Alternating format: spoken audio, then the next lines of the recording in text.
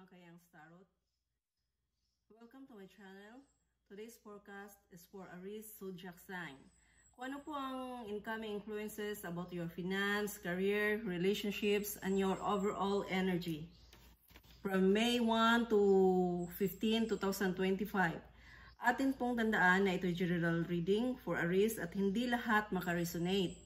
At i-pick nyo lang ang mga readings na nakaresonate kayo at ulitin ko, future events are 75% na pwede siyang mangyari.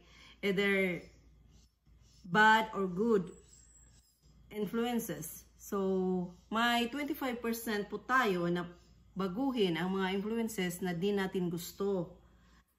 And for personal reading, you can inquire my page, Young Sacred Space, for booking. But before that, i-flex ko muna itong best seller ko sa shop ko. This is Aquamarine Stone. Tinatawag po itong Metaphysical Cure Bracelet. One of my best seller po. This is for weak element water and wood and for throat chakra opening. Gamit po nito for mental and emotional is communication and self-expression, promote calmness, stress relief, mood enhancement, and magandang tulog po. For physical uses, throat health po ito. Boost immune system, reduce inflammation, and reduce pain. Supports eye health and vision. For spiritual uses, the Aquamarine is best po ito sa protection for travel. So, yun lang po, and let's begin. Okay, mga ka-Aries, let's begin. So, ang cards na kukunin natin ay nag-represent sa dominant energy in all aspect, sa health, relationships, career, and finance po this coming May 1 to 15, 2025.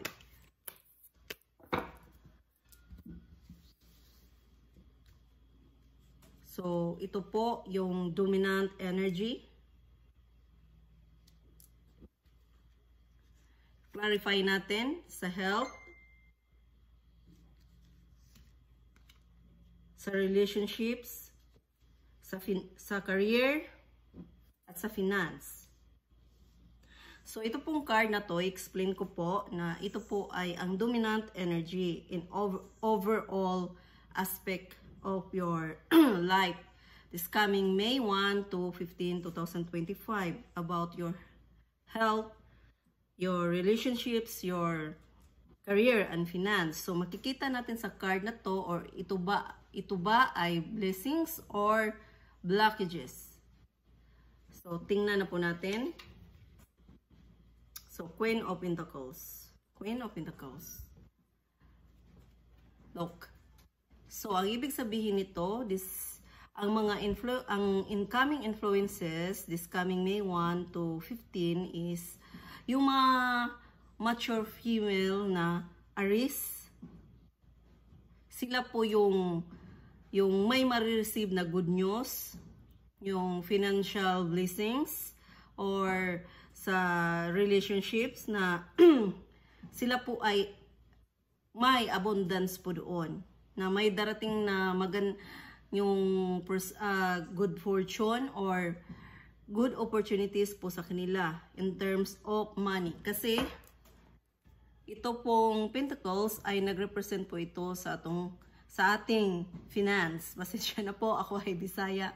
Makakalimutan kong magtatagalog nga pala ako. So, itong Pentacles ay nagrepresent po ito sa money. So, ito ay mature female. So, kadalasan, ang matatamaan nito, ang maka-receive nito is yung mga mature female, yung mga nanay, yung mga ante, yung mga lula. Sila po yung may matatanggap na blessings in terms of relationships, health, finance, and career. So, yan po ang dominant energy nyo this coming May 1 to 15, 2025. So, i-clarify po natin na ito ay blessings. So, tingnan natin kung saang aspect kayo may blessings. Sa health, sa relationship, sa career or finance, pwede naman lahat na may yung darating na blessing sa inyo ay pwedeng matamaan yung health, yung relationship, yung career at finance. So, ang una nating basahin ay itong sa health, not health.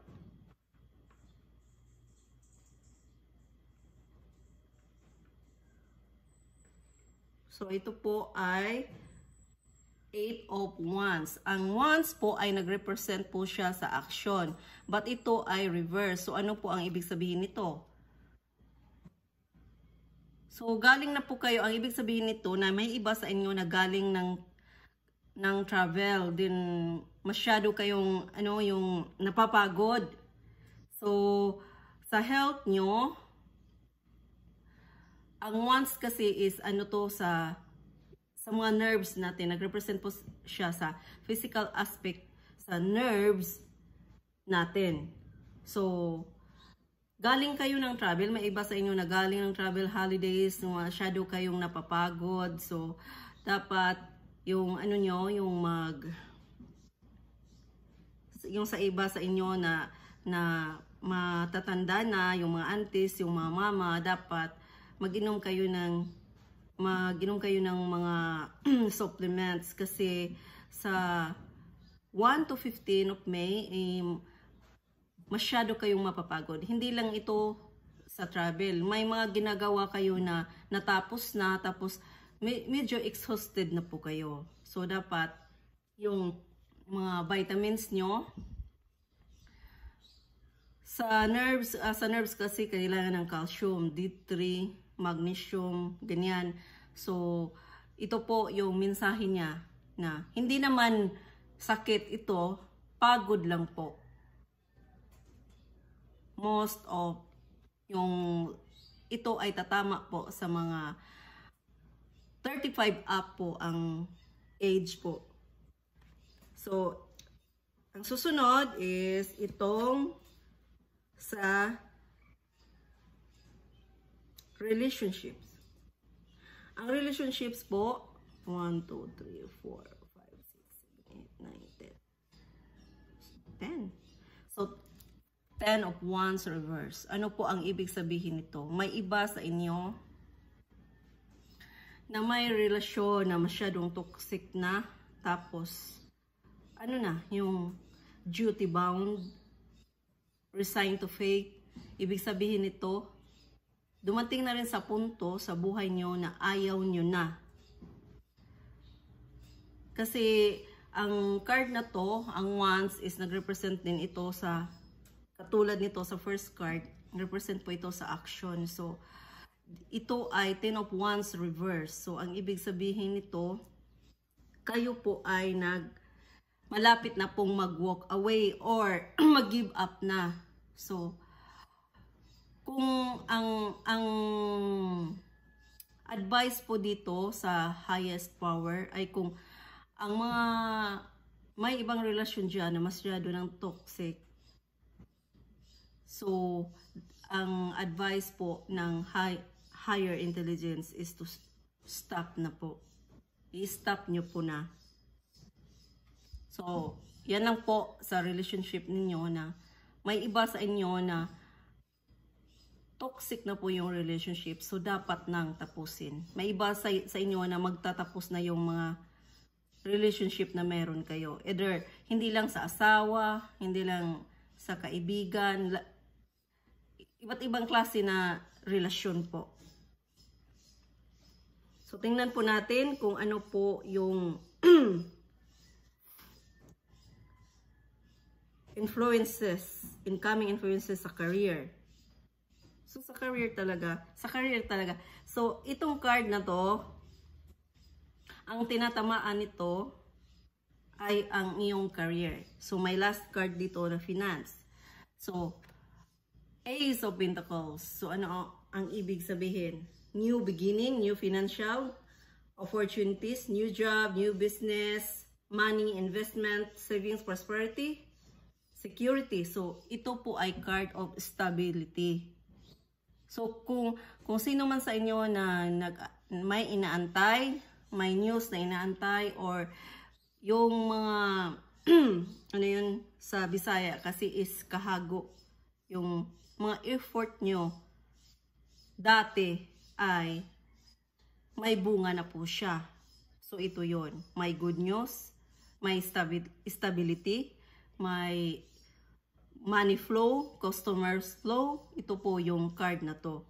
So new job, new opportunities, lahat ng mga bago, lahat ng mga good luck ay darating po sa inyo. So tandaan nyo, May 1 to 15. May 1 to 15 po ito na binabasa natin na influences. So darating po siya pagpasok ng May 1 until 15. So tingnan natin ang iyong finance. Kung ito ba ay tinatamaan rin. So, 1, 2, 3.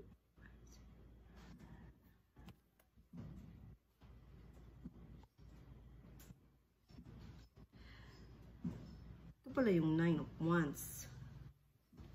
9 of Wands. So, ano po itong 9 of Wands? Nag-reverse po kasi ito.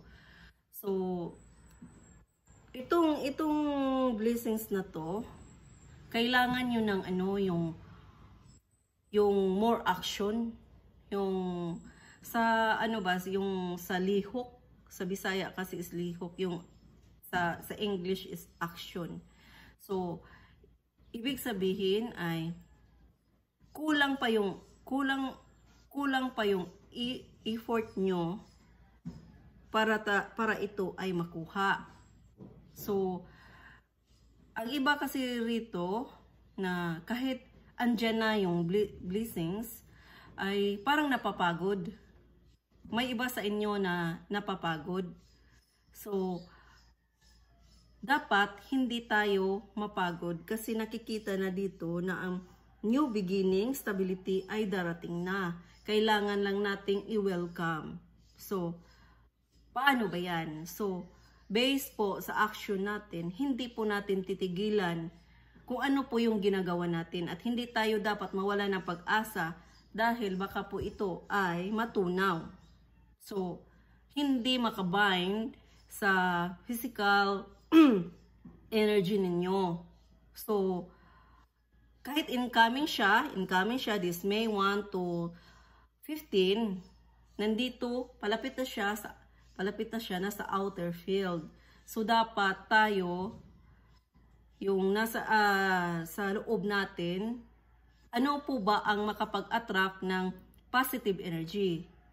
So positive energy rin. Energy equals matter. So kung ano yung energy na nandoon sa loob natin na ini-establish natin, yan po ay lalabas sa ating auric field within 8 meters. So after 8 meters sa auric field natin, may tatanggap, may mag-receive doon sa labas. Tinatawag po siyang outer field.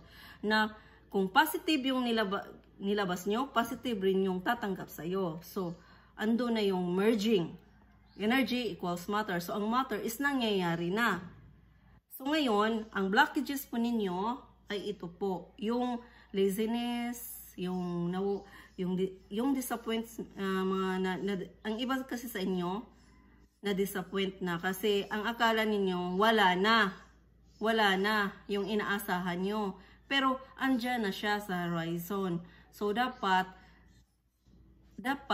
marunong tayong mag-manipulate sa energy at kung paano natin gagamitin. So ito lang po ang tandaan natin na ang positive energy attracts positive energy. Kung negative energy attract negative energy. So, ang positive energy equals circumstance po ito na maganda. Yung negative, mga circumstance na hindi maganda. So, So, dapat, ang una natin, ang una nating gawin ay i-establish natin ang positive energy sa sarili natin. Tapos lalabas yan. Lalabas yan every seconds. So, kung ano yung nilabas natin, yun yung ma-attract natin. So, nakuha nyo ba ang ibig kong sabihin? Kasi, kadalasan sa atin, may araw-araw naman may magandang positive energy na darating. Kaso lang, hindi natin siya makuha kasi sa loob natin may ini-establish tayong negative energy. So, saan po nanggaling yung negative energy? Sa galit, sa selos, sa inggit, yung masama ang loob. Lahat na. Yung guilt, ganyan. Pag andyan yan sa sarili natin at hindi natin ma-release, ay talagang nag-establish po tayo ng negative. So, kailangan i-release po natin at kalimutan kung ano man yung nararamdaman natin. I-let go natin, i-let go. Para yung makapag-establish tayo ng positive. Kasi hindi po tayo makapag-attract ng positive rin kung may negative tayong iniipon dito sa loob natin. So, yan lang po mga ka-Aries, tandaan nyo, in career, andito po yung ano nyo. Sa career nyo, may boss po yan. So, may darating na mga new opportunities, financial blessings, ganyan. Or, new job. Kailangan lang nating i-establish ang positive energy sa sarili natin para madali natin itong ma-attract. May merging na may mangyayari sa labas, sa outer field po natin. So, yun lang po. Thank you. At sa susunod po, Taurus po ang isusunod natin na basahin kung ano po yung sa incoming influences sa May 1 to 15, 2025. At aabangan po natin yan. Thank you.